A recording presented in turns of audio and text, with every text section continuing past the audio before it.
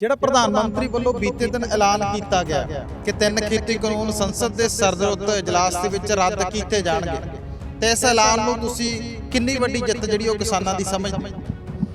ਮੇਰੇ ਖਿਆਲ ਜੇ ਆਪਾਂ ਆਲ ਓਵਰ ਅੰਦੋਲਨਾਂ ਦੀ ਗੱਲ ਕਰੀਏ ਹਿੰਦੁਸਤਾਨ ਜਿਹੜੇ ਪਿਛਲੇ 7 ਸਾਲਾਂ 'ਚ ਇਹਨਾਂ ਦੇ ਟੈਨਿਓਰ 'ਚ ਚੱਲੇ ਆ ਔਰ ਉਸ ਤੋਂ ਬਾਅਦ ਇਹ ਜਿਹੜਾ ਕਿਸਾਨਾਂ ਦਾ ਅੰਦੋਲਨ ਆਇਆ, ਇਹ ਪਹਿਲਾ ਅੰਦੋਲਨ ਹੈ ਜਿਸ ਨੇ ਇਸ ਮੋਦੀ ਦੇ ਪੈਰ ਰੋਕੇ ਨੇ ਔਰ ਉਸ ਨੂੰ ਇਸ ਅੰਦੋਲਨ ਨੂੰ ਸਵੀਕਾਰ ਕਰਨ ਲਈ ਮਜਬੂਰ ਨਹੀਂ ਤੇ ਕਿਸੇ ਨੂੰ ਨਹੀਂ ਅੱਜ ਮੰਨਿਆ ਨਹੀਂ ਕਿਸੇ ਨੂੰ।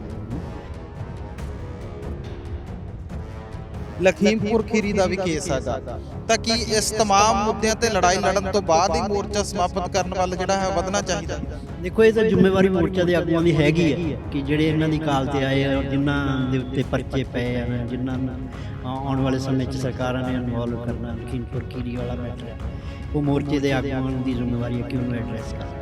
ਸਾਡੀ ਪਹਿਲਾਂ ਵੀ ਇਹ ਮੰਗ ਰਹੀ ਹੈ ਵੀ ਕਦੇ ਵੀ ਕੋਈ ਸਮਝੌਤਾ ਜੇ ਮੋਰਚੇ ਦੇ ਆਗੂ ਕਰਦੇ ਨੇ ਤੇ ਉਹਨਾਂ ਨੂੰ ਕੋਈ ਵੀ ਸਮਝੌਤਾ ਕਰਨ ਤੋਂ ਪਹਿਲਾਂ ਉਹ ਸਾਰੇ ਜਿਹੜੇ ਹੈਗੇ ਨੇ ਸ਼ਹੀਦ, ਉਹਨਾਂ ਦੇ ਪਰਿਵਾਰਾਂ ਨੂੰ ਕੰਸੀਡਰ ਕਰਨਾ ਪਊਗਾ। ਜਿਨ੍ਹਾਂ 'ਤੇ ਕੇਸ ਦਰਜ ਹੋਏ ਆ ਉਹਨਾਂ ਦੇ ਕੇਸ ਵਾਪਸ ਹੋਣੇ ਆ। ਅੱਗੇ ਵਾਸਤੇ ਇਹ ਸਰਕਾਰ ਨੂੰ ਪਾਬੰਦ ਕਰਨਾ ਪਊਗਾ ਕਿ ਕਿਸਾਨ ਮੋਰਚੇ ਨਾਲ ਸੰਬੰਧਿਤ ਕੋਈ ਵੀ ਘਟਨਾ ਹੈ ਉਹਨੂੰ ਤੁਸੀਂ ਕਿਸੇ ਕੇਸ 'ਚ ਇਨਵੋਲਵ ਨਹੀਂ ਕਰੋ। ਫੈਸਲਾ ਲਿਆ ਪ੍ਰਧਾਨ ਮੰਤਰੀ ਨੇ, ਇਹ ਤਾਂ ਕਿਸਾਨਾਂ ਦੇ ਨਾਲ ਪਿਆਰ ਬਹੁਤ ਹੈ ਪ੍ਰਧਾਨ ਮੰਤਰੀ ਦਾ, ਤਾਂ ਕਰਕੇ ਫੈਸਲਾ ਲਿਆ ਗਿਆ। ਹੁਣ ਇਹ ਜਿਹੜਾ ਏਜੰਡਾ ਸੈੱਟ ਕਰਨ ਦੀ ਕੋਸ਼ਿਸ਼ ਲੋਕਾਂ ਦੇ ਵਿੱਚ ਕੀਤੀ ਜਾ ਰਹੀ ਹੈ। ਦੇਖੋ ਜ਼ਬਾਨੀ ਸੈੱਟ ਕੀਤੇ ਏਜੰਡੇ ਕਦੀ ਨਹੀਂ ਚੱਲਦੇ, ਜਿਹੜਾ ਸੱਚ ਹੁੰਦਾ ਉਹ ਹਮੇਸ਼ਾ ਆ ਜਾਂਦਾ ਸਾਹਮਣੇ। ਤੇ ਸੱਚ ਇਹੀ ਹੈ ਕਿ ਅੰਦੋਲਨ ਪੰਜਾਬ ਨੇ ਲੜਿਆ, ਪੰਜਾਬ ਦੇ ਨਾਲ ਹਰਿਆਣਾ ਆ ਕੇ ਖੜਾ ਹੋਇਆ ਔਰ ਖਾਸ ਕਰਕੇ ਅੰਦੋਲਨ ਸਿੱਖਾਂ ਨੇ ਲੜਿਆ। ਔਰ ਜਿਹੜਾ ਪ੍ਰਧਾਨ ਮੰਤਰੀ ਨੇ ਜਿਹੜਾ ਇਹ 3 ਕਾਨੂੰਨ ਰੱਦ ਕਰਨ ਦਾ ਜਿਹੜਾ ਟਾਈਮ ਚੁਣਿਆ, ਜਿਹੜਾ ਗੁਰੂ ਨਾਨਕ ਸਾਹਿਬ ਜੀ ਦੇ ਜਨਮ ਦਿਹਾੜੇ ਚੁਣਿਆ, ਤਾਂ ਇੱਕ ਕਿਸਮ ਦਾ ਉਹ ਸਾਰਾ ਹੀ ਅੰਦੋਲਨ ਨੂੰ ਉਹਨੇ ਸਿੱਖਾਂ ਨੂੰ ਹੀ ਕੰਸੀਡਰ ਕੀਤਾ ਅਤੇ ਸਿੱਖਾਂ ਨਾਲ ਹੀ ਉਹਨੇ ਸਮਝੌਤਾ। ਇਹ ਜਿਹੜੀ ਚਰਚਾ ਹਮੇਸ਼ਾ ਇੱਥੇ ਚੱਲਦੀ ਰਹੀ ਹੈ ਕਿ ਸੰਯੁਕਤ ਕਿਸਾਨ ਮੋਰਚੇ ਦੀ ਸਟੇਜ ਤੋਂ ਕਿਹਾ ਜਾ ਰਿਹਾ ਕਿ ਕਿਸਾਨਾਂ ਦਾ ਅੰਦੋਲਨ ਹੈ, ਇਹਨੂੰ ਧਰਮ ਦੇ ਨਾਲ ਨਾ ਜੋੜਿਆ ਜਾਵੇ। ਤਾਂ ਹੁਣ ਜਦੋਂ ਇਹ ਅੰਦੋਲਨ ਜਿੱਤਿਆ ਜਾਣਾਗਾ ਕਿ ਉਹਦੇ ਬਾਅਦ ਕੋਈ ਵੱਡਾ ਸੰਮੇਲਨ ਕਰਕੇ ਇਸ ਚੀਜ਼ ਤੇ ਚਰਚਾ, ਨਤੀਜੇ ਤੇ ਜਾਂ ਜਿਹੜੀਆਂ ਘਾਟਾ ਵਾਧਾ ਰਹੀਆਂ ਜੋ ਵਖਰੇਵੇਂ ਰਹੇ, ਕਿ ਇਹਦੇ ਤੇ ਇੱਕ ਪੰਥਕ ਇਕੱਠ ਕਰਕੇ ਗੱਲਬਾਤ ਹੋਣੀ ਚਾਹੀਦੀ ਹੈ? ਇਹ ਹੋਣਾ ਤਾਂ ਬਹੁਤ ਕੁਛ ਚਾਹੀਦਾ ਹੈ। ਹੁਣ ਸਮਾਂ ਆਉਣ ਵਾਲੇ ਸਮੇਂ 'ਚ ਕੀ ਹੁੰਦਾ ਹੈ ਆਪਾਂ ਨਹੀਂ ਕਹਿ ਸਕਦੇ, ਕਿਉਂਕਿ ਜੋ ਮਰਜ਼ੀ ਕਹਿਣ ਇਹ ਕਿਸਾਨਾਂ ਦਾ ਅੰਦੋਲਨ ਸਹੀ ਹੈ ਕਿ ਕਿਸਾਨਾਂ ਦੀਆਂ ਮੰਗਾਂ ਨੂੰ ਲੈ ਕੇ ਆਉਂਦਾ, ਪਰ ਇਸ ਅੰਦੋਲਨ ਦੇ ਪਿੱਛੇ ਜਿਹੜਾ ਇਤਿਹਾਸ ਖੜਾ ਹੈ ਉਹ ਸਿੱਖ ਕੌਮ ਦੇ ਸੰਘਰਸ਼ਾਂ ਦਾ ਇਤਿਹਾਸ, ਜਿਸ ਦੇ ਜਜ਼ਬਿਆਂ ਦੇ ਵਿੱਚੋਂ ਇਹ ਅੰਦੋਲਨ ਉੱਭਰਿਆ ਔਰ ਉਹ ਸਾਰੇ ਜਜ਼ਬਾਤਾਂ, ਸਾਰੇ ਵਲਵਲਿਆਂ ਨਾਲ ਇਹ ਅੰਦੋਲਨ ਦਿੱਲੀ ਦੇ ਬਣਨਾ। ਪੰਜਾਬ ਦੇ ਲਈ ਲੜਨਾ ਚਾਹੁੰਦੇ ਸੀ, ਕਾਰਨ ਕੀ ਰਹੇ ਕਿ ਜਿਹੜਾ ਇੱਕ ਵਾਰੀ ਫਿਰ ਲੋਕ ਉਸੇ ਸਥਿਤੀ ਤੇ ਆ ਕੇ ਖੜ ਗਏ ਕਿ ਅੰਦੋਲਨ ਤੋਂ ਬਾਅਦ ਸਾਨੂੰ ਵੋਟ ਪਾਈਏ ਤਾਂ ਕਿਹਨੂੰ ਪਾਈ? ਦੇਖੋ ਜਿਹੜੀ ਮੇਰੀ ਕੋਸ਼ਿਸ਼ ਸੀਗੀ, ਜਿਨ੍ਹਾਂ ਨਾਲ ਮੈਂ ਖੜ ਕੇ ਕੋਸ਼ਿਸ਼ ਕੀਤੀ, ਮੈਨੂੰ ਲੱਗਦਾ ਕਿ ਉਹ ਕਿਤੇ ਨਾ ਕਿਤੇ ਉਹ ਜੋ ਕਹਿੰਦੇ ਆ ਉਹਨਾਂ ਦੇ ਕਰਨ ਵਿੱਚ ਫਰਕ ਸੀ। ਮੈਂ ਉਹਨਾਂ ਦੇ ਨਾਲ ਗਿਆ ਸੀ, ਉਹਨਾਂ ਨੂੰ ਮੈਂ ਪੁੱਛਿਆ ਸੀ ਕਿ ਤੁਹਾਡਾ ਕੀ ਹੈ ਮਕਸਦ, ਤੇ ਉਹਨਾਂ ਕਿਹਾ ਸੀ ਅਸੀਂ ਪੰਜਾਬ ਨੂੰ ਬਦਲ ਦੇਣਾ, ਤੇ ਮੈਂ ਉਹਨਾਂ ਨੂੰ ਕਿਹਾ ਸੀ ਵੀ ਬਦਲ ਦੇਣਾ ਤੇ ਪਾਰਟੀ ਬਣਾਓ। ਪਾਰਟੀ ਬਣਾਈ ਵੀ ਗਈ, ਪਰ ਉਸ ਪਾਰਟੀ ਨੂੰ ਫਿਰ ਉਹਨਾਂ ਨੇ ਨਹੀਂ ਚੱਲਣ ਦਿੱਤਾ। ਜਿਹੜੇ ਉਹਦੇ ਆਗੂ ਸੀ ਉਹਨਾਂ ਨੇ ਆਪ ਹੀ ਉਸ ਦਾ ਘਰ ਰੋਕ ਕੇ ਰੱਖਿਆ। ਉਹ ਅੱਜ ਦੇਖ ਲਓ ਉਹਨਾਂ ਦਾ ਕਿਤੇ ਮਤਲਬ ਕੋਈ ਹੈ ਹੀ ਨਹੀਂ, ਚਰਚਾ ਵਿੱਚ ਵੀ ਹੈ ਨਹੀਂ। ਚਰਚਾ ਵਿੱਚ ਫਿਰ ਉਹੀ ਰਵਾਇਤੀ ਪਾਰਟੀ। ਅਤੇ ਮੈਂ ਸਮਝਦਾ ਵੀ ਜੇ ਜਿਸ ਤਰ੍ਹਾਂ ਦਾ ਉਹ ਹੰਗਾਰਾ ਮਿਲਿਆ ਸੀ ਔਰ ਬਹੁਤ ਵੱਡਾ ਹੰਗਾਰਾ ਸੀ, ਜੇ ਅਸੀਂ ਜਿਹੜੇ ਉਹ ਬਦਲ ਦੇਣ, ਜਿਨ੍ਹਾਂ ਦੇ ਨਾਲ ਮੈਂ ਤੁਰਿਆ ਸੀ, ਜੇ ਇਮਾਨਦਾਰੀ ਨਾਲ ਅਸੀਂ ਨਿਸ਼ਚਿਤ ਤੌਰ 'ਤੇ ਅਸੀਂ ਬਦਲ ਦੇਣ ਦੀ ਪੋਜੀਸ਼ਨ ਨਹੀਂ ਚਾਹੁੰਦੇ। ਪਰ ਹੁਣ ਤਾਂ ਉਹ ਸਮਾਂ ਨਹੀਂ, ਹੁਣ ਸਾਰੀਆਂ ਚੀਜ਼ਾਂ ਜਿਹੜੀਆਂ ਆਪਾਂ ਛੁੱਟ ਕੇ ਨਿਕਲ ਗਈਆਂ। ਫਿਰ ਵੀ ਇੱਕ ਉਮੀਦ ਹੈਗੀ ਆ ਵੀ ਜਦੋਂ ਲੋਕ ਇੱਥੋਂ ਜਿੱਤ ਕੇ ਜਾਣਗੇ, ਇਸ ਜਿੱਤ ਦੇ ਵਿੱਚੋਂ ਸ਼ਾਇਦ ਕੋਈ ਚੀਜ਼ ਨਿਕਲਦੀ ਔਰ ਲੋਕ ਉਹਨੂੰ ਸਵੀਕਾਰ ਕਰ ਲੈਂਦੇ, ਤੇ ਹੋ ਸਕਦਾ ਹੈ ਵੀ ਹਲੇ 2 ਮਹੀਨੇ ਦਾ ਟਾਈਮ ਪਿਆ।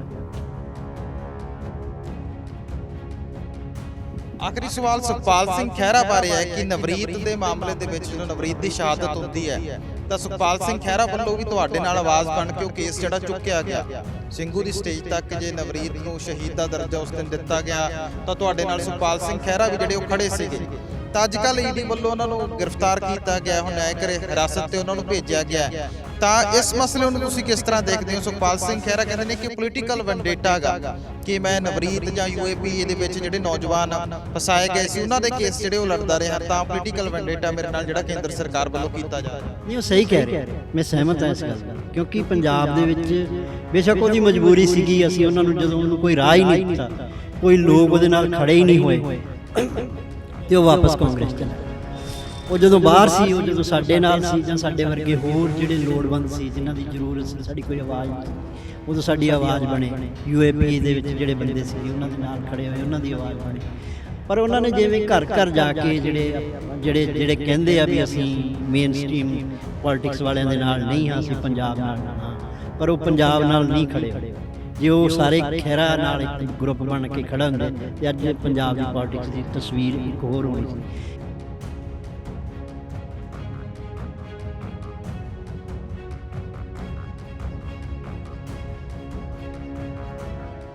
ਬੀਤੇ ਦਿਨ ਪ੍ਰਧਾਨ ਮੰਤਰੀ ਮੋਦੀ ਵੱਲੋਂ 3 ਖੇਤੀ ਕਾਨੂੰਨ ਰੱਦ ਕਰਨ ਦਾ ਐਲਾਨ ਕੀਤਾ ਗਿਆ। ਉਹਨਾਂ ਨੇ ਸਪਸ਼ਟ ਰੂਪ ਦੇ ਵਿੱਚ ਕਿਹਾ ਕਿ ਇਸ ਵਾਰ ਦੇ ਸਰਦਰੁੱਤ ਇਜਲਾਸ ਦੇ ਵਿੱਚ ਇਹਨਾਂ 3 ਖੇਤੀ ਕਾਨੂੰਨਾਂ ਨੂੰ ਵਾਪਸ ਸਰਕਾਰ ਵੱਲੋਂ ਲਿਆ ਜਾਊਗਾ।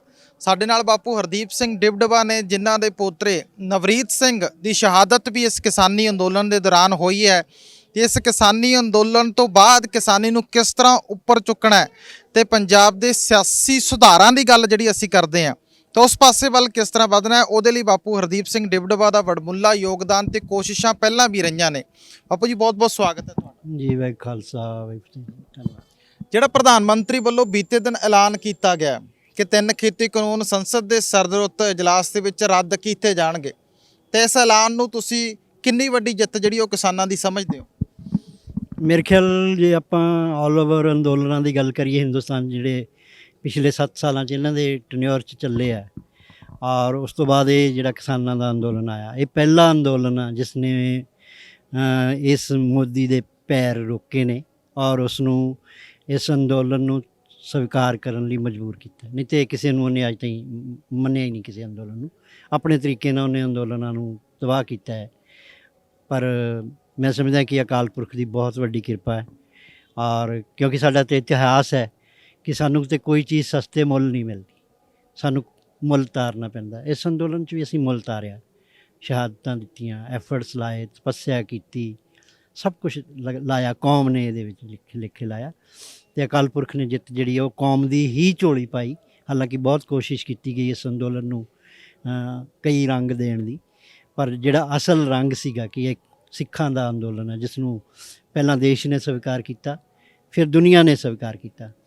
ਤੇ ਇਸ ਅੰਦੋਲਨ ਦੀ ਜਿੱਤ ਵੀ ਮਹਾਰਾਜ ਨੇ ਗੁਰੂ ਨਾਨਕ ਦੇਵ ਜੀ ਦੇ ਜਨਮ ਦਿਹਾੜੇ 'ਤੇ ਕੌਮ ਦੀ ਝੋਲੀ ਵਿੱਚ ਪਾਈ ਹੈ। ਇਸ ਲਈ ਸ਼ਹਾਦਤਾਂ ਤੇ ਸਾਡੇ ਜ਼ਿੰਦਗੀ ਦਾ ਜਿਹੜਾ ਸਰਮਾਇਆ ਹੈ ਸਾਡਾ, ਠੀਕ ਹੈ, ਪਰਿਵਾਰਕ ਤੌਰ 'ਤੇ ਸਾਡੇ ਰਿਸ਼ਤੇ ਨੇ ਜਿਹੜੇ ਉਹ ਸਾਨੂੰ ਹਮੇਸ਼ਾ ਹੀ ਜਿਹੜੇ ਉਹ ਆਪਣੇ ਤਰੀਕੇ ਨਾਲ ਪ੍ਰਭਾਵਿਤ ਕਰਨਗੇ। ਪਰ ਜੇ ਅਸੀਂ ਆਪਣਾ ਇਤਿਹਾਸ ਵੇਖਦੇ ਹਾਂ ਤੇ ਬਿਨਾਂ ਸ਼ਹਾਦਤਾਂ ਤੋਂ ਤੇ ਕੌਮ ਨੂੰ ਕਦੀ ਕੁਛ ਨਹੀਂ ਮਿਲਿਆ। ਤੇ ਇਸ ਅੰਦੋਲਨ 'ਚ ਵੀ ਜਿਹੜੀਆਂ ਸਾਡੀਆਂ 700 ਤੋਂ ਵੱਧ ਸ਼ਹਾਦਤਾਂ ਹੋਈਆਂ, ਬੇਸ਼ੱਕ ਨਵਰੀਤ ਦੀ ਸ਼ਹਾਦਤ ਸਿੱਧੇ ਜੂਝਦਿਆਂ ਹੋਇਆਂ ਸਰਕਾਰ ਦੀ ਗੋਲੀ ਨਾਲ ਹੋਈ ਆ, ਪਰ ਪਰਿਵਾਰ ਦਾ ਜਿਸ ਦਾ ਵੀ ਕੋਈ ਜੀ ਗਿਆ ਜਾਂ ਜਿਵੇਂ ਵੀ ਗਿਆ, ਉਹਨਾਂ ਲਈ ਓਨਾ ਹੀ ਮਹੱਤਵਪੂਰਨ ਹੈ ਜਿੰਨਾ ਸਾਡੇ ਲਈ ਨਵਰੀਤ। ਇਸ ਲਈ ਉਹਨਾਂ ਸਾਰੀਆਂ ਸ਼ਹਾਦਤਾਂ ਨੂੰ ਸਿਜਦਾ ਵੀ ਹੈ ਸਾਡਾ, ਜਿਨ੍ਹਾਂ ਦੀ ਬਦੌਲਤ ਅੱਜ ਇਹ ਜਿੱਤ ਮਿਲੀ ਹੈ। ਔਰ ਮੈਂ ਸਮਝਦਾ ਕਿ ਆਉਣ ਵਾਲੇ ਸਮੇਂ ਦੇ ਵਿੱਚ ਇਸ ਜਿੱਤ ਦੇ ਮਾਇਨੇ ਹੋਰ ਵੱਡੇ ਹੋਣਗੇ। ਜਦੋਂ ਅਸੀਂ ਵਾਪਸ ਜਿੱਤ ਦੇ ਨਾਲ ਜਾਵਾਂਗੇ, ਸਾਡੇ ਅਗਲੇ ਜਿਹੜੇ ਬਾਕੀ ਦੇ ਸਾਡੇ ਹੈਗੇ ਨੇ ਕੌਮ ਦੇ ਮਸਲੇ ਨੇ ਜਿਹੜੇ, ਉਹਨਾਂ ਨੂੰ ਅਸੀਂ ਫਿਰ ਜਿਸ ਹੌਸਲੇ ਨਾਲ ਅਸੀਂ ਉਹਨਾਂ ਨੂੰ ਐਡਰੈਸ ਕਰਾਂਗੇ, ਉਹਦੇ ਵਿੱਚ ਇਸ ਅੰਦੋਲਨ ਦਾ ਬਹੁਤ ਵੱਡਾ ਯੋਗਦਾਨ ਹੋਏਗਾ। ਨਵਰੀਤ ਦੀ ਸ਼ਹਾਦਤ 26 ਜਨਵਰੀ ਨੂੰ ਹੁੰਦੀ ਹੈਗੀ, ਤਾਂ ਹੁਣ ਬਹੁਤ ਸਾਰੇ ਲੋਕਾਂ ਤੇ ਪਰਚੇ ਵੀ ਜਿਹੜੇ ਕੇਸ ਵੀ ਦਰਜ ਕੀਤੇ ਗਏ ਨੇ। MSP ਤੇ ਕਾਨੂੰਨੀ ਗਰੰਟੀ ਦਾ ਵੀ ਮਸਲਾ ਹੈਗਾ, ਨਵਰੀਤ ਦਾ ਵੀ ਕੇਸ ਹੈ, ਲਖੀਮਪੁਰ ਖੀਰੀ ਦਾ ਵੀ ਕੇਸ ਹੈਗਾ। ਤਾਂ ਕੀ ਇਸ ਤਮਾਮ ਮੁੱਦਿਆਂ ਤੇ ਲੜਾਈ ਲੜਨ ਤੋਂ ਬਾਅਦ ਹੀ ਮੋਰਚਾ ਸਮਾਪਤ ਕਰਨ ਵੱਲ ਜਿਹੜਾ ਹੈ ਵਧਣਾ ਚਾਹੀਦਾ ਗਾ? ਦੇਖੋ, ਇਹ ਤਾਂ ਜ਼ਿੰਮੇਵਾਰੀ ਮੋਰਚਾ ਦੇ ਆਗੂਆਂ ਦੀ ਹੈਗੀ ਹੈ ਕਿ ਜਿਹੜੇ ਇਹਨਾਂ ਦੀ ਕਾਲ ਤੇ ਆਏ ਔਰ ਜਿਨ੍ਹਾਂ ਦੇ ਉੱਤੇ ਪਰਚੇ ਪਏ ਹਨ, ਜਿਨ੍ਹਾਂ ਨੂੰ ਆਉਣ ਵਾਲੇ ਸਮੇਂ 'ਚ ਸਰਕਾਰਾਂ ਨੇ ਇਨਵੋਲਵ ਕਰਨਾ, ਲਖੀਮਪੁਰ ਖੀਰੀ ਵਾਲਾ ਮੈਟਰ ਹੈ, ਉਹ ਮੋਰਚੇ ਦੇ ਆਗੂਆਂ ਦੀ ਜ਼ਿੰਮੇਵਾਰੀ ਹੈ ਕਿ ਉਹਨੂੰ ਐਡਰੈਸ ਕਰਨ। ਸਾਡੀ ਪਹਿਲਾਂ ਵੀ ਇਹ ਮੰਗ ਰਹੀ ਹੈ ਵੀ ਕਦੀ ਵੀ ਕੋਈ ਸਮਝੌਤਾ ਜੇ ਮੋਰਚੇ ਦੇ ਆਗੂ ਕਰਦੇ ਨੇ ਤੇ ਉਹਨਾਂ ਨੂੰ ਕੋਈ ਵੀ ਸਮਝੌਤਾ ਕਰਨ ਤੋਂ ਪਹਿਲਾਂ ਉਹ ਸਾਰੇ ਜਿਹੜੇ ਹੈਗੇ ਨੇ ਸ਼ਹੀਦ, ਉਹਨਾਂ ਦੇ ਪਰਿਵਾਰਾਂ ਨੂੰ ਕੰਸੀਡਰ ਕਰਨਾ ਪਊਗਾ। ਜਿਨ੍ਹਾਂ 'ਤੇ ਕੇਸ ਦਰਜ ਹੋਏ ਆ ਉਹਨਾਂ ਦੇ ਕੇਸ ਵਾਪਸ ਹੋਣੇ ਆ। ਅੱਗੇ ਵਾਸਤੇ ਇਹ ਸਰਕਾਰ ਨੂੰ ਪਾਬੰਦ ਕਰਨਾ ਪਊਗਾ ਕਿ ਕਿਸਾਨ ਮੋਰਚੇ ਨਾਲ ਸੰਬੰਧਿਤ ਕੋਈ ਵੀ ਘਟਨਾ ਹੈ ਉਹਨੂੰ ਤੁਸੀਂ ਕਿਸੇ ਕੇਸ 'ਚ ਇਨਵੋਲਵ ਨਹੀਂ ਕਰੋਗੇ। ਲਖੀਮਪੁਰ ਖੀਰੀ ਵਾਲੇ ਮੈਟਰ 'ਚ ਵੀ ਸੰਯੁਕਤ ਮੋਰਚੇ ਦੀ ਜ਼ਿੰਮੇਵਾਰੀ ਹੈ ਕਿ ਉਹ ਉਸ ਨੂੰ ਸਹੀ ਤਰੀਕੇ ਨਾਲ ਟੈਕਲ ਕਰੇ, ਕਿ ਹਾਲਾਂਕਿ ਉਹ ਸਹੀ ਤਰੀਕੇ ਨਾਲ ਟੈਕਲ ਹੋਇਆ ਨਹੀਂ। ਤੁਸੀਂ ਸਾਰੇ ਮੀਡੀਆ ਵਾਲੇ ਜਾਣਦੇ ਹੋ ਕਿ ਸਿੱਧੀ ਗੋਲੀ ਵੱਜੀ ਆ ਉਸ ਨੌਜਵਾਨ ਦੇ, ਪਰਿਵਾਰ ਚੀਕ ਚੀਕ ਕੇ ਕਹਿੰਦਾ, ਮੌਕੇ ਦੇ ਗਵਾਹ ਨੇ।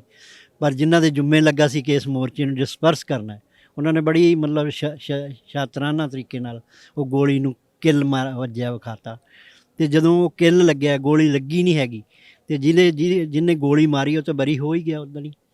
ਤਾਂ ਇਹ ਸਾਰੀਆਂ ਚੀਜ਼ਾਂ ਹੈਗੀਆਂ। ਹਾਲਾਂਕਿ ਨਵਰੀਤ ਦੇ ਮੈਟਰ 'ਤੇ ਸੰਯੁਕਤ ਮੋਰਚੇ ਨੇ ਸਾਨੂੰ ਕੋਈ ਯੋਗਦਾਨ ਨਹੀਂ ਦਿੱਤਾ। ਉਹਦਾ ਕੇਸ 'ਤੇ ਅਸੀਂ ਫੈਮਿਲੀ ਲੜ ਰਹੀ ਹੈ, ਮੈਂ ਉਹਦਾ ਪਟੀਸ਼ਨਰ ਹਾਂ ਅਤੇ ਅਸੀਂ ਅੱਗੇ ਵੀ ਲੜਾਂਗੇ। ਪਰ ਠੀਕ ਹੈ, ਜਿਵੇਂ ਦੇ ਹਾਲਾਤ ਹੋਣਗੇ ਉਹਨਾਂ ਨਾਲ ਉਸੇ ਹਿਸਾਬ ਨਾਲ ਨਿਬੜਿਆ ਜਾਊ। ਇੱਕ ਜਦੋਂ ਹੁਣ 3 ਖੇਤੀ ਕਾਨੂੰਨ ਵਾਪਸ ਲਏ ਨੇ, ਕਿਸਾਨੀ ਅੰਦੋਲਨ ਬਾਰੇ ਪਹਿਲਾਂ ਭਾਜਪਾ ਦੇ ਲੀਡਰਸ਼ਿਪ ਨੇ ਜਿਸ ਤਰ੍ਹਾਂ ਦੀ ਬਿਆਨਬਾਜ਼ੀ ਕੀਤੀ ਕਿ ਇੱਕ ਕੇਂਦਰੀ ਮੰਤਰੀ ਨੇ ਕਿਸਾਨਾਂ ਨੂੰ ਮਵਾਲੀ ਤੱਕ ਕਿਹਾ, ਕਦੇ ਕਿਸਾਨਾਂ ਨੂੰ ਵੱਖਵਾਦੀ, ਕਦੇ ਨਕਸਲਾਈਡ, ਕਦੇ ਖਾਲਿਸਤਾਨੀ, ਬਹੁਤ ਕੁਝ ਕਿਹਾ ਗਿਆ। ਤੇ ਹੁਣ ਜਦੋਂ ਪ੍ਰਧਾਨ ਮੰਤਰੀ ਨੇ 3 ਖੇਤੀ ਕਾਨੂੰਨ ਵਾਪਸ ਲੈਣ ਦੀ ਗੱਲ ਕੀਤੀ ਹੈ, ਤਾਂ ਹੁਣ ਵੀ ਇਹਨੂੰ ਕਿਸਾਨਾਂ ਦੀ ਜਿੱਤ ਜਿਹੜਾ ਦਰਸਾਉਣ ਦੀ ਥਾਂ ਤੇ ਇਹ ਬਿਆਨਬਾਜ਼ੀ ਕੀਤੀ ਜਾ ਰਹੀ ਹੈ ਕਿ ਇਹ ਤਾਂ ਰਾਸ਼ਟਰ ਹਿੱਤ ਦੇ ਵਿੱਚ ਫੈਸਲਾ ਲਿਆ ਪ੍ਰਧਾਨ ਮੰਤਰੀ ਨੇ, ਇਹ ਤਾਂ ਕਿਸਾਨਾਂ ਦੇ ਨਾਲ ਪਿਆਰ ਬਹੁਤ ਹੈ ਪ੍ਰਧਾਨ ਮੰਤਰੀ ਦਾ, ਤਾਂ ਕਰਕੇ ਫੈਸਲਾ ਲਿਆ ਗਿਆ। ਹੁਣ ਇਹ ਜਿਹੜਾ ਏਜੰਡਾ ਸੈੱਟ ਕਰਨ ਦੀ ਕੋਸ਼ਿਸ਼ ਲੋਕਾਂ ਦੇ ਵਿੱਚ ਕੀਤੀ ਜਾ ਰਹੀ ਹੈ। ਦੇਖੋ, ਜ਼ਬਾਨੀ ਸੈੱਟ ਕੀਤੇ ਏਜੰਡੇ ਕਦੀ ਨਹੀਂ ਚੱਲਦੇ। ਜਿਹੜਾ ਸੱਚ ਹੁੰਦਾ ਉਹ ਹਮੇਸ਼ਾ ਆ ਜਾਂਦਾ ਸਾਹਮਣੇ। ਅਤੇ ਸੱਚ ਇਹੀ ਹੈ ਕਿ ਅੰਦੋਲਨ ਪੰਜਾਬ ਨੇ ਲੜਿਆ, ਪੰਜਾਬ ਦੇ ਨਾਲ ਹਰਿਆਣਾ ਆ ਕੇ ਖੜਾ ਹੋਇਆ, ਔਰ ਖ਼ਾਸ ਕਰਕੇ ਅੰਦੋਲਨ ਸਿੱਖਾਂ ਨੇ ਲੜਿਆ। ਔਰ ਜਿਹੜਾ ਪ੍ਰਧਾਨ ਮੰਤਰੀ ਨੇ ਜਿਹੜਾ ਇਹ 3 ਕਾਨੂੰਨ ਰੱਦ ਕਰਨ ਦਾ ਜਿਹੜਾ ਟਾਈਮ ਚੁਣਿਆ, ਜਿਹੜਾ ਗੁਰੂ ਨਾਨਕ ਸਾਹਿਬ ਜੀ ਦੇ ਜਨਮ ਦਿਹਾੜੇ ਨੂੰ ਚੁਣਿਆ, ਤਾਂ ਇੱਕ ਕਿਸਮ ਦਾ ਉਹ ਸਾਰਾ ਹੀ ਅੰਦੋਲਨ ਨੂੰ ਉਹਨੇ ਸਿੱਖਾਂ ਨੂੰ ਹੀ ਕੰਸੀਡਰ ਕੀਤਾ ਅਤੇ ਸਿੱਖਾਂ ਨਾਲ ਹੀ ਉਹਨੇ ਸਮਝੌਤਾ ਕੀਤਾ। ਇਸ ਲਈ ਮੈਂ ਸਮਝਦਾ ਕਿ ਸਿੱਖਾਂ ਦੀ ਇਹ ਬਹੁਤ ਵੱਡੀ ਕੌਮ ਦੀ ਜਿੱਤ ਹੈ। ਉਸ ਨੂੰ ਇਹ ਜਿੱਤ ਆਪਣੀ ਝੋਲੀ ਵਿੱਚ ਪਵਾ ਕੇ 29 ਤਰੀਕ ਨੂੰ ਜਦੋਂ ਇਹ ਪਾਰਲੀਮੈਂਟ ਦੇ ਵਿੱਚ ਕਾਨੂੰਨ ਰੱਦ ਹੋ ਜਾਂਦੇ ਆ ਅਤੇ ਉਹਨਾਂ ਨੂੰ ਵਾਪਸ ਚਲੇ ਜਾਣਾ ਚਾਹੀਦਾ। ਜਿਹੜੀ ਹੁਣ ਗੱਲ ਵਿੱਚ ਆ ਰਹੀ ਹੈ ਕਾਮਰੇਡਾਂ ਵੱਲੋਂ ਕਿ ਅਸੀਂ MSP ਦੀ ਜਿੰਨਾ ਚਿਰ ਗਰੰਟੀ ਨਹੀਂ ਹੁੰਦੀ ਉਹਨਾਂ ਚਿਰ ਵਾਪਸ ਨਹੀਂ ਆ ਜਾਣਾ, ਉਹਨਾਂ ਨੂੰ ਮੁਬਾਰਕ, ਉਹ ਲੜਨ, ਕਿਉਂਕਿ ਪੰਥ ਤੇ ਉਹਨਾਂ ਨੂੰ ਚੁੱਭਦਾ ਰਿਹਾ ਸਾਲ ਪਰ। ਅਸੀਂ ਇਹਨਾਂ ਦੇ ਨਾਲ ਕਿਵੇਂ ਕੱਟਿਆ ਇੱਥੇ ਸਾਨੂੰ ਪਤਾ ਨਾ, ਅਤੇ ਪੰਥ ਤੇ ਹੁਣ ਚਲਾ ਜਾਏਗਾ ਜਿੱਤ ਆਪਣੀ ਝੋਲੀ 'ਚ ਪਵਾ ਕੇ। ਇਹ MSP ਦੀ ਗਰੰਟੀ ਜਿਹੜੀ ਹੈ ਲੈ ਕੇ ਆਉਣ, ਸਾਡਾ ਇਹਨਾਂ ਨੂੰ ਸੁਝਾਅ ਹੈ ਕਿ ਤੁਸੀਂ ਛੱਡ ਕੇ ਨਾ ਆਇਓ ਮੋਰਚਾ, ਤੁਸੀਂ MSP ਵਾਸਤੇ ਲੜਿਓ, ਅਤੇ ਜੇ ਤੁਹਾਨੂੰ ਲੋੜ ਪਵੇ, ਤੁਹਾਨੂੰ ਲੱਗੇ ਕਿ ਪੰਥ ਤੋਂ ਬਗੈਰ ਅਸੀਂ ਨਹੀਂ ਲੜ ਸਕਦੇ, ਅਤੇ ਫਿਰ ਆ ਜਾਓ ਸਾਡੇ ਕੋਲ, ਅਸੀਂ ਫਿਰ ਤੁਹਾਡੇ ਨਾਲ ਆ ਜਾਵਾਂਗੇ। ਇਹ ਜਿਹੜੀ ਚਰਚਾ ਹਮੇਸ਼ਾ ਇੱਥੇ ਚੱਲਦੀ ਰਹੀ ਹੈ ਕਿ ਸੰਯੁਕਤ ਕਿਸਾਨ ਮੋਰਚੇ ਦੀ ਸਟੇਜ ਤੋਂ ਕਿਹਾ ਜਾ ਰਿਹਾ ਕਿ ਇਹ ਕਿਸਾਨਾਂ ਦਾ ਅੰਦੋਲਨ ਹੈ, ਇਹਨੂੰ ਧਰਮ ਦੇ ਨਾਲ ਨਾ ਜੋੜਿਆ ਜਾਵੇ। ਤਾਂ ਹੁਣ ਜਦੋਂ ਇਹ ਅੰਦੋਲਨ ਜਿੱਤਿਆ ਜਾਣਾਗਾ, ਕਿ ਉਹਦੇ ਬਾਅਦ ਕੋਈ ਵੱਡਾ ਸੰਮੇਲਨ ਕਰਕੇ ਇਸ ਚੀਜ਼ 'ਤੇ ਚਰਚਾ, ਨਤੀਜੇ 'ਤੇ ਜਾਂ ਜਿਹੜੀਆਂ ਘਾਟਾ ਵਾਧਾ ਰਹੀਆਂ, ਜੋ ਵਖਰੇਵੇਂ ਰਹੇ, ਕਿ ਇਹਦੇ 'ਤੇ ਇੱਕ ਪੰਥਕ ਇਕੱਠ ਕਰਕੇ ਗੱਲਬਾਤ ਹੋਣੀ ਚਾਹੀਦੀ ਹੈ?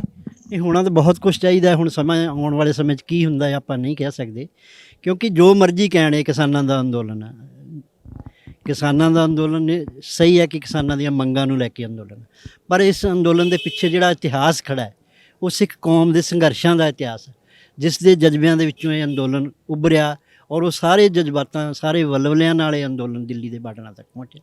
ਜਿਹੜੇ ਕਿਸਾਨ ਅੰਦੋਲਨ ਦਾ ਦਾਅਵਾ ਹੋਣ ਦਾ ਦਾਅਵਾ ਕਰਦੇ, ਉਹ ਤਾਂ ਕਹਿੰਦੇ ਸੀ ਅਸੀਂ ਜਿੱਥੇ ਸਾਨੂੰ ਬਿਠਾਉਣਗੇ ਅਸੀਂ ਉੱਥੇ ਹੀ ਬਹਿ ਜਾਵਾਂਗੇ, ਅਤੇ ਉਹ ਬਹਿ ਵੀ ਗਏ ਸੀਗੇ ਹਰਿਆਣੇ ਦੇ ਬਾਰਡਰ 'ਤੇ। ਅਤੇ ਉਹਨਾਂ ਨੂੰ ਲੈ ਕੇ ਗਾਂ ਅੱਗੇ ਕੌਣ ਆਇਆ?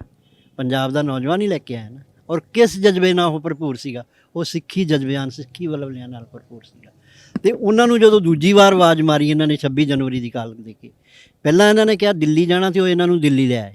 ਫਿਰ ਇਹਨਾਂ ਨੇ ਕਿਹਾ ਅਸੀਂ ਲਾਲ ਕਿਲ੍ਹੇ 'ਤੇ ਜਾਣਾ ਅਤੇ ਉਹ ਇਹਨਾਂ ਨੂੰ ਲਾਲ ਕਿਲ੍ਹੇ 'ਤੇ ਲੈ ਗਏ। ਉਹ ਆਪਣੀ ਜਾਨ 'ਤੇ ਖੇਡ ਕੇ ਲਾਲ ਕਿਲ੍ਹੇ 'ਤੇ ਲੈ ਕੇ, ਜਿਸ ਦੀ ਨਵਰੀਤ ਦੀ ਸ਼ਹਾਦਤ ਵੀ ਹੋਈ। ਪਰ ਇਹ ਉਸ ਸਾਰੇ ਐਪੀਸੋਡ ਤੋਂ ਜਿਸ ਤਰ੍ਹਾਂ ਭੱਜੇ, ਮਤਲਬ ਉਹਨਾਂ ਨੂੰ ਬਿਲਕੁਲ ਲਾਵਾਰਸ ਛੱਡ ਕੇ, ਚਲੋ ਉਹਨਾਂ ਨੂੰ ਲਾਵਾਰਸ ਛੱਡ ਦਿੰਦੇ ਫਿਰ ਵੀ ਅਸੀਂ ਜਰ ਲੈਂਦੇ, ਪਰ ਜਿਸ ਤਰ੍ਹਾਂ ਇਹਨਾਂ ਨੇ ਫਤਵੇ ਜਾਰੀ ਕੀਤੇ ਕਿ ਇਹ ਤਾਂ ਸਾਡੇ ਬੰਦੇ ਹੀ ਨਹੀਂ, ਇਹ ਤਾਂ ਅੰਦੋਲਨ ਦੇ ਗਦਾਰ ਨੇ, ਕੀ ਕੁਛ ਇਹਨਾਂ ਨੇ ਨਹੀਂ ਕਿਹਾ। ਅਤੇ ਹੁਣ ਇਹਨਾਂ ਨੂੰ ਜਿਹੜਾ ਉਹ ਸਤਪਾਲ ਮਲਿਕ ਹੈ, ਜਿਹੜਾ ਗਵਰਨਰ, ਜਿਹੜਾ ਲਾਲ ਕਿਲ੍ਹੇ 'ਤੇ ਸਾਡੇ ਝੰਡਾ ਫਹਿਰਾਉਣ ਨੂੰ ਜਸਟੀਫਾਈ ਕਰਦਾ ਹੈ, ਔਰ ਉਹ ਸਾਰੇ ਸਿੱਖਾਂ ਦੇ ਜਜ਼ਬਾਤਾਂ ਦੀ ਮਤਲਬ ਕਰਦਾ ਹੈ, ਤਰਜਮਾਨੀ ਕਰਦਾ ਹੈ, ਇੱਕ ਗੈਰ ਸਿੱਖਾਂ ਦੇ ਜਜ਼ਬਿਆਂ ਨੂੰ ਸਮਝਦਾ ਹੈ। ਅਤੇ ਇਹ ਜਿਹੜੇ ਸਿੱਖ ਕਹਿੰਦੇ ਅਸੀਂ ਸਿੱਖ ਹਾਂ, ਕਹਿੰਦੇ ਅਸੀਂ ਗਾਤਰੇ ਵੀ ਪਾਏ, ਸਾਨੂੰ ਕਾਮਰੇਡ ਕਿਉਂ ਕਹਿੰਦੇ ਆ? ਫਿਰ ਇਹਦਾ ਮਤਲਬ ਵੀ ਸੱਚ ਤਾਂ ਇਹੀ ਹੈ ਨਾ ਵੀ ਇਹ ਸਿੱਖਾਂ ਦੇ ਜਜ਼ਬਾਤਾਂ ਨੂੰ ਨਹੀਂ ਸਮਝ ਸਕੇ। ਇਹਨਾਂ ਦੇ ਗਾਤਰੇ ਫਿਰ ਫਰਜ਼ੀ ਸੀਗੇ ਨਾ।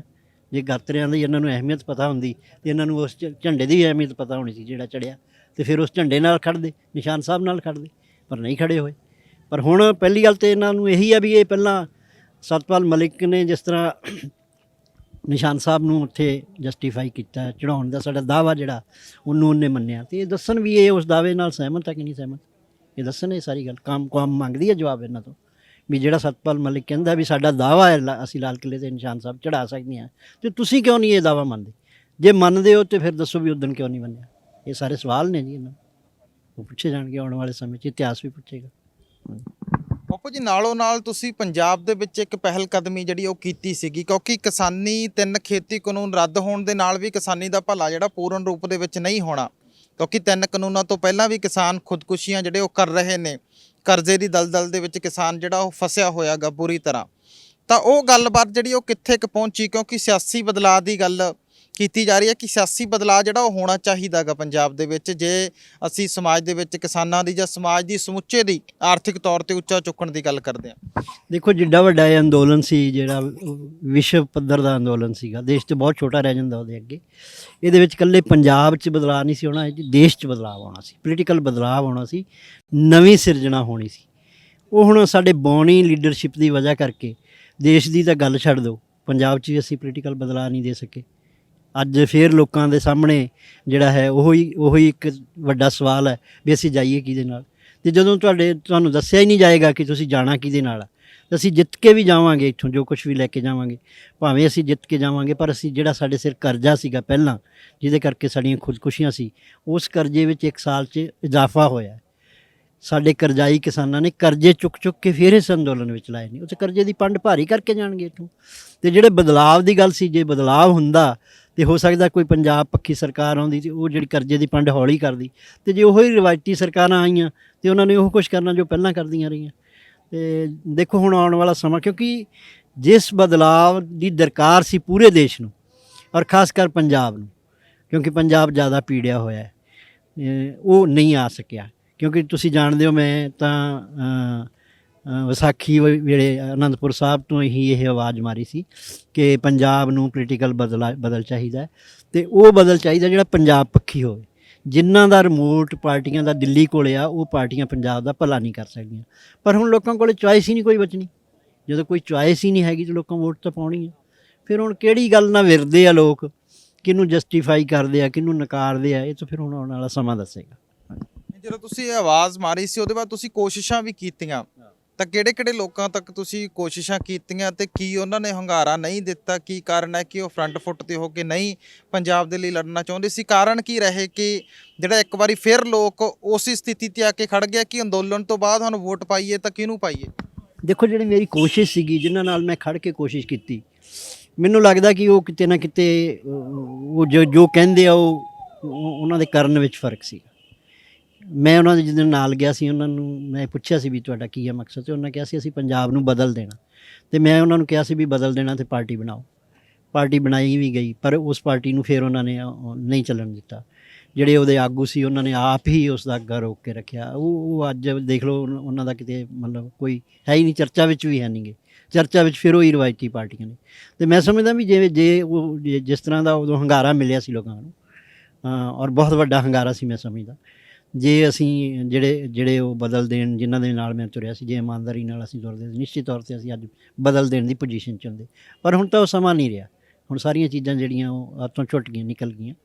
ਫਿਰ ਵੀ ਇੱਕ ਉਮੀਦ ਹੈਗੀ ਆ ਵੀ ਜਦੋਂ ਲੋਕ ਇੱਥੋਂ ਜਿੱਤ ਕੇ ਜਾਣਗੇ, ਇਸ ਜਿੱਤ ਦੇ ਵਿੱਚੋਂ ਸ਼ਾਇਦ ਕੋਈ ਚੀਜ਼ ਨਿਕਲਦੀ ਹੈ ਔਰ ਲੋਕ ਉਹਨੂੰ ਸਵੀਕਾਰ ਕਰ ਲੈਂਦੇ ਆ, ਤੇ ਹੋ ਸਕਦਾ ਹੈ ਵੀ ਹਲੇ 2 ਮਹੀਨੇ ਦਾ ਟਾਈਮ ਪਿਆ।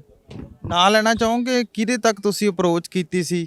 ਨਹੀਂ, ਉਹ ਤਾਂ ਜਗ ਜ਼ਾਹਰ ਆ, ਮੇਰੇ ਇੰਟਰਵਿਊ ਪਏ ਨੇ। ਮੈਂ ਤਾਂ ਬਹੁਤ ਵੱਡੇ ਦਾਅਵੇ ਕੀਤੇ ਸੀਗੇ ਲੋਕ ਅਧਿਕਾਰ ਲਹਿਰ ਨਾਲ ਖੜੇ ਹੋ ਕੇ। ਮੇਰੇ ਖੜੇ ਹੋਣ ਤੋਂ ਬਾਅਦ ਬਹੁਤ ਵੱਡੇ ਚਿਹਰੇ ਲੋਕ ਅਧਿਕਾਰ ਨਾਲ ਜੁੜੇ ਸੀ, ਜਿਹੜੇ ਸਾਰੇ ਛੱਡ ਕੇ ਚਲੇ ਗਏ, ਤੁਹਾਡੇ ਸਾਹਮਣੇ ਹੀ। ਤੇ ਅੱਜ ਲੋਕ ਅਧਿਕਾਰ ਲਹਿਰ ਕਿਤੇ ਚਰਚਾ ਵਿੱਚ ਵੀ ਹੈ ਨਹੀਂ ਗੀ। ਤੇ ਸੋ ਇਹ ਆ ਵੀ ਜੇ ਉਦਣ ਉਹ ਸਾਰੇ ਲੋਕ ਜਿਵੇਂ ਅਸੀਂ ਉਹਨਾਂ ਨਾਲ ਖੜੇ ਸੀ, ਉਹ ਆਪਣੀ ਗੱਲ 'ਤੇ ਖੜ੍ਹਦੇ, ਤੇ ਅਸੀਂ ਜਿਹੜਾ ਭਾਵੇਂ ਇੱਥੋਂ ਬਦਲ ਨਾ ਵੀ ਨਿਕਲਦਾ ਸੀ, ਬਦਲ ਦੇਣ ਦੀ ਪੋਜੀਸ਼ਨ 'ਚ ਸੀਗੇ, ਕਿਉਂਕਿ ਲੋਕ ਬਦਲ ਚਾਹੁੰਦੇ ਸੀ ਤੇ ਅਸੀਂ ਬਦਲ ਦੇ ਰਹੇ ਸੀ। ਪਰ ਜੋ ਨਹੀਂ ਹੋਇਆ ਤੇ ਹੁਣ ਉਹਦੇ 'ਤੇ ਪਛਤਾਵਾ ਕੀਤਿਆਂ ਤੇ ਕੁਝ ਨਹੀਂ ਬਣ ਸਕਦਾ। ਅੰਦੋਲਨ ਦੇ ਵਿੱਚੋਂ ਕਈ ਨੌਜਵਾਨ ਚਿਹਰੇ ਜਿਹੜੇ ਉੱਭਰੇ ਨੇ, ਬਹੁਤ ਪੰਥਕ ਚਿਹਰੇ ਵੀ ਜਿਹੜੇ ਉਹ ਸਾਹਮਣੇ ਆਏ ਨੇ, ਚਰਚਾ ਦੇ ਵਿੱਚ ਆਏ ਨੇ ਕਿ ਇਸ ਅੰਦੋਲਨ ਦੀ ਜਿੱਤ ਤੋਂ ਬਾਅਦ ਉਹਨਾਂ ਨੂੰ ਇਕੱਠਿਆਂ ਕਰਨ ਦੀ ਕੋਸ਼ਿਸ਼ ਤੁਹਾਡੇ ਵੱਲੋਂ ਦੁਬਾਰਾ ਹੰਭਲਾ ਜਿਹੜਾ ਉਹ ਮਾਰਿਆ ਜਾਊਗਾ ਕਿ 2022 ਦੇ ਵਿੱਚ ਪੰਜਾਬ ਜਿਹੜਾ ਉਹ ਖੇਤਰੀ ਪਾਰਟੀ ਦੇ ਵੱਲ ਵਧੇ, ਬਦਲਾਅ ਵੱਲ ਵਧੇ? ਦੇਖੋ, ਜਿਹੜਾ ਮੇਰਾ ਪਹਿਲਾ ਤਜਰਬਾ ਹੋਇਆ ਇਹਨਾਂ ਦੋਵਾਂ ਨੌਜਵਾਨਾਂ ਨੂੰ, ਜਿਹੜੇ ਵੱਡੇ ਚਿਹਰੇ ਉੱਭਰੇ ਸੀ, ਲੱਖੇ ਤੇ ਦੀਪ ਵਾਲਾ, ਮੈਂ ਇਹਨਾਂ ਨੂੰ ਇਕੱਠੇ ਕਰਨ ਦੀ ਕੋਸ਼ਿਸ਼ ਕੀਤੀ। ਔਰ ਮੈਂ ਇਮਾਨਦਾਰੀ ਨਾਲ ਅੱਜ ਵੀ ਕਹਿੰਦਾ, ਜੇ ਉਦਣ ਇਹ ਇਕੱਠੇ ਹੋ ਜਾਂਦੇ ਤੇ ਅੱਜ ਪੋਜੀਸ਼ਨ ਕੁਝ ਹੋਰ ਹੋਣੀ ਸੀ, ਅੱਜ ਕੋਈ ਚਿਹਰਾ ਬਣਿਆ ਹੋਣਾ ਸੀਗਾ, ਪਰ ਨਹੀਂ ਹੋ ਸਕੇ। ਆਪਣੇ ਨਿੱਜੀ ਹਿੱਤ ਵੀ ਇਹਨਾਂ ਦੇ ਟਕਰਾਏ ਜਾਂ ਪਰਸਨੈਲਿਟੀ ਕਲੈਸ਼ ਕਹਿ ਲਓ, ਉਹ ਨਹੀਂ ਹੋ ਸਕਿਆ। ਹੁਣ ਦੂਜੀ ਵਾਰ ਮੈਂ ਮਤਲਬ ਮੈਨੂੰ ਕਹਿੰਦੇ ਨਾ, ਦੁੱਧ ਦਾ ਡਰਿਆ ਲੱਸੀ ਨੂੰ ਫੂਕਾਂ ਮਾਰ ਮਾਰ ਪੀਂਦਾ।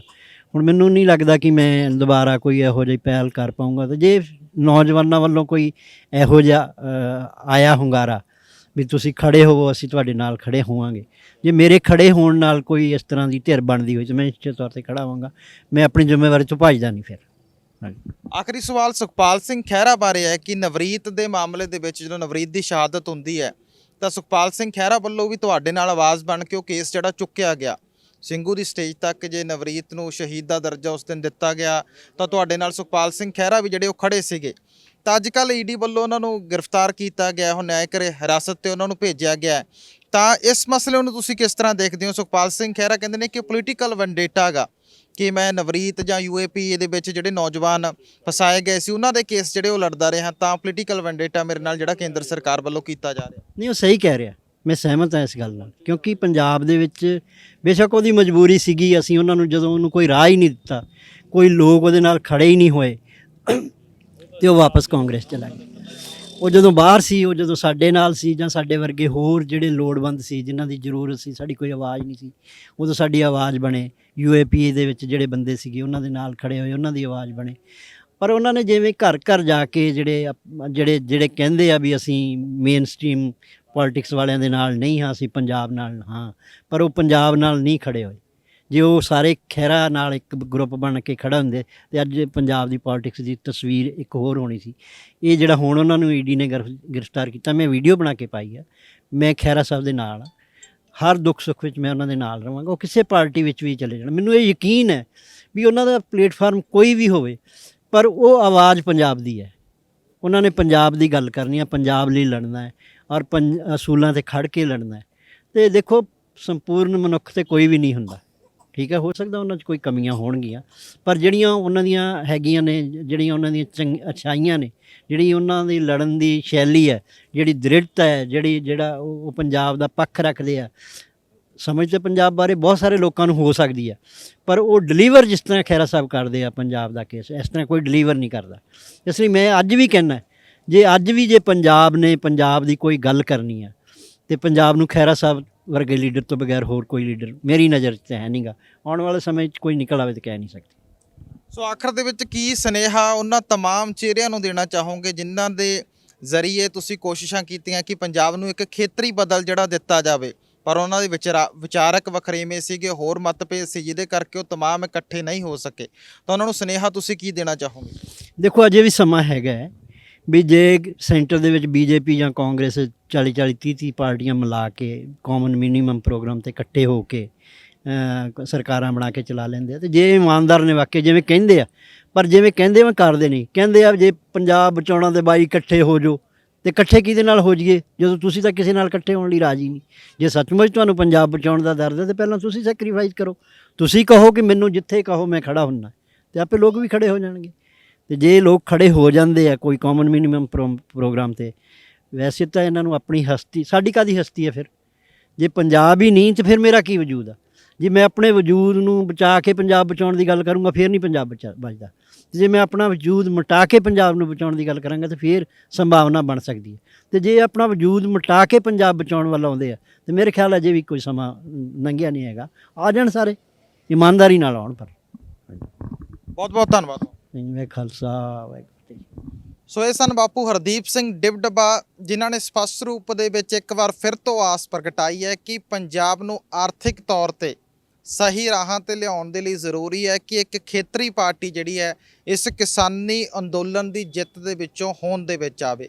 ਬੇਸ਼ੱਕ ਉਹਨਾਂ ਦੀਆਂ ਪਹਿਲੀਆਂ ਜਿਹੜੀਆਂ ਕੋਸ਼ਿਸ਼ਾਂ ਸੀਗੀਆਂ ਉਹ ਸਫਲ ਰਹੀਆਂ ਨੇ, ਪਰ ਉਹਨਾਂ ਨੇ ਇੱਕ ਵਾਰ ਫਿਰ ਤੋਂ ਉਹਨਾਂ ਤਮਾਮ ਚਿਹਰਿਆਂ ਨੂੰ ਸੱਦਾ ਦਿੱਤਾ ਜਿਨ੍ਹਾਂ ਨੇ ਕਿਸਾਨੀ ਅੰਦੋਲਨ ਦੇ ਵਿੱਚ ਵੱਧ ਚੜ੍ਹ ਕੇ ਆਪਣਾ ਯੋਗਦਾਨ ਪਾਇਆ ਹੈ ਕਿ ਉਹ ਇਕੱਠੇ ਹੋਣ ਅਤੇ ਇੱਕ ਖੇਤਰੀ ਪਾਰਟੀ ਤੇ ਖੇਤਰੀ ਬਦਲ ਦੇ ਬਲ ਵਧਨ। ਕੈਮਰਾਮੈਨ ਜੋਬਨਦੀਪ ਦੇ ਸਿੰਘ ਦੇ ਨਾਲ ਅਰਸ਼ਦੀਪ ਸਿੰਘ, PTN 24 ਸਿੰਘੂ ਬਾਰਡਰ।